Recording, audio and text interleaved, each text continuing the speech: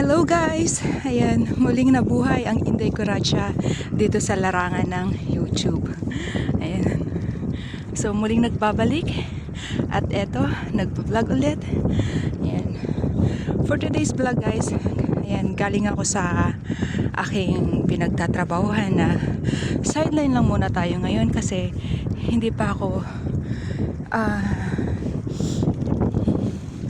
hindi pa ako let's say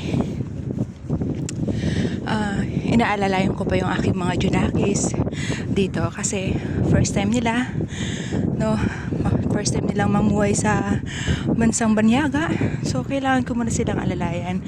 So ayan, may mga mababait tayong mga kaibigang Pinay. Binigyan nila ako ng mapagkakabalahan. Ayan. So dito ako ngayon sa Ralto. Ayan.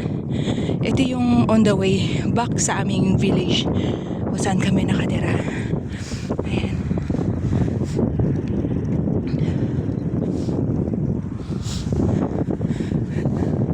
Tapos ito yung ayan, winter ngayon dito.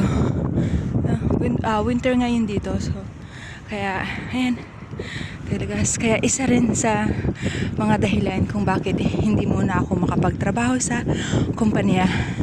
And at the same time, hindi naman kasi ganoon kadali ang mag-integrate sa ibang bansa, no?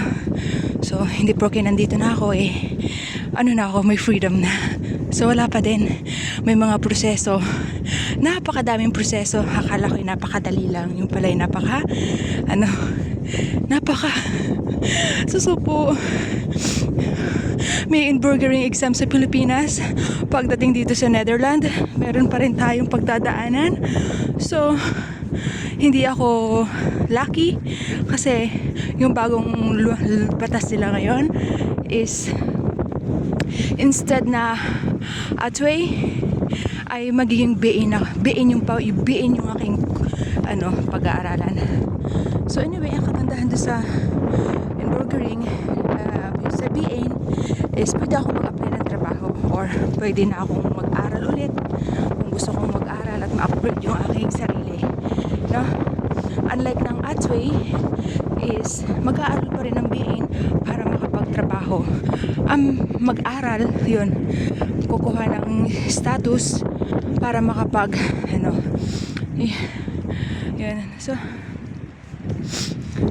akala ko noon madali lang, pero nung nandito na ako, kasama ko na yung mga anak ko, my God, parang sinakluban ako ng isang kalderong isang plangganang labahan.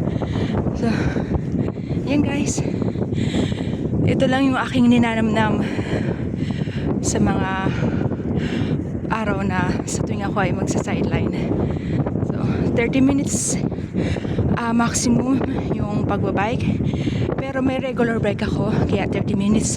Kung medyo ganito lang yung takbo ko, mabagal. Yan, aabutin ako ng 30 minuto. Pero kung mabilis, pag ang gear ko ay nasa number 5,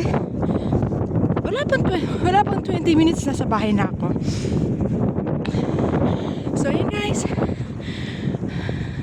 luckily the weather is nice and so beautiful, but still cold and windy. Ayun, looking forward sa summer.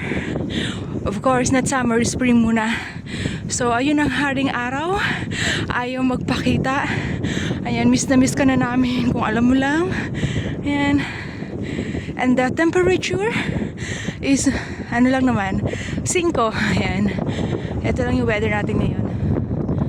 So, thanks for watching guys. Hope you like ang bagong simula ng buhay ni Inday dito sa bansang Netherlands.